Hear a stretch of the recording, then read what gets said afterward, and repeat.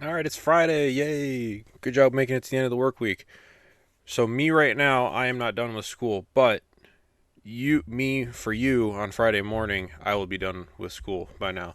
So I'm very excited for that, even though I still have a final to take as of right now because I did yesterday and today's video both on Wednesday night. Because I'm going to Pennsylvania this weekend to visit my fiance again. All right. So, we have the middle of chapter 7, or at least one of the middle stories in chapter 7. Excuse me. This is the last, I think, second part. So this is the second part of the fellowship offering, verses 11 through 21, and it looks a bit longer. Not terribly long. It's only, like I said, it's the 11 verses, but compared to the other part twos where they had kind of like brief, similar statements, this one looks a little bit different. So let's see what it has for us. These are the regulations for the fellowship offering anyone may present to the Lord. If they offer it as an expression of thankfulness, then along with this thank offering, they are to offer thick loaves made without yeast and with olive oil mixed in. Sorry for the noise. Thin loaves made without yeast and brushed with oil, and thick loaves of the finest flour, well kneaded and with oil mixed in. Along with their fellowship offering of thanksgiving, they are to present an offering with thick loaves of bread made with yeast. They are to bring one of each kind as an offering, a contribution to the Lord. It belongs to the priest who splashes the blood of the fellowship offering against the altar. The meat of their fellowship offering of thanksgiving must be eaten on the day it is offered. They must leave none of it till morning. If, however, their offering is the result of a vow or is a free will offering, the sacrifice shall be eaten on the day they offer it, but anything left over may be eaten on the next day. Any meat of the sacrifice left over till the third day must be burned up. If any meat of the fellowship offering is eaten on the third day, the one who offered it will not be accepted. It will not be reckoned to their credit, for it has become impure. The person who eats any of it will be held responsible.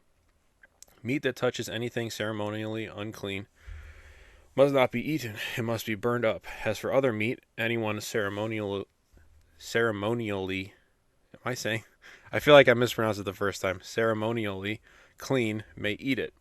But if anyone who is unclean eats any meat of the fellowship offering belonging to the Lord, they must be cut off from their people. Anyone who touches something unclean, whether human uncleanness or an unclean animal or any unclean creature that moves along the ground, and then eats any of the meat of the fellowship offering belonging to the Lord, must be cut off from their people. So at the end, we see the severity again of, you know, how important it is to do things the correct way, because even just anything to do with uncleanliness, you will be cut off from your people because it belongs to the Lord. And a little bit of a different thing. So it depends on whether or not you're bringing the fellowship offering as an expression of thankfulness, or if it is a result of a vow or a free will offering. So it differs depending on the reason that you're bringing it. So again, we have another example of differences with intent. If you intend to do something one way, some things happen. If you intend to do something a different way, different things happen. So that's going to be a theme, I think, in a lot of things, and that's what a lot of us, or at least I, have had questions of. Well, what happens if you say sorry, but then you don't really mean it? It's so you're technically apologizing, but you're not meaning it inside. So the apology wouldn't really mean anything because you don't have the intent of actually feeling guilt or regret and apologizing to whatever situation you did wrong. So it's all based on the intent that you have with some situations, which helps explain a lot more of the kind of uh, emotionally,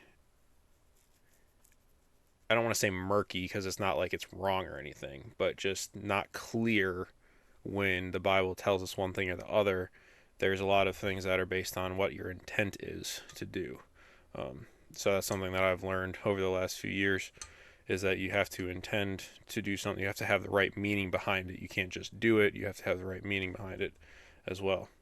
All right. Well, you guys start off your weekend on a good note. I'll be traveling to Pennsylvania tonight, and I will be having videos up for you at least for tomorrow and Sunday, because I plan to do those Thursday night as well as pack, and kind of just self celebrate being done with my first semester at Cleveland State.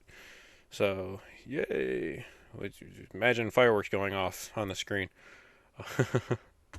All right. Well, I will see you a much much more relaxed version of me. We'll see you tomorrow for your Saturday morning video.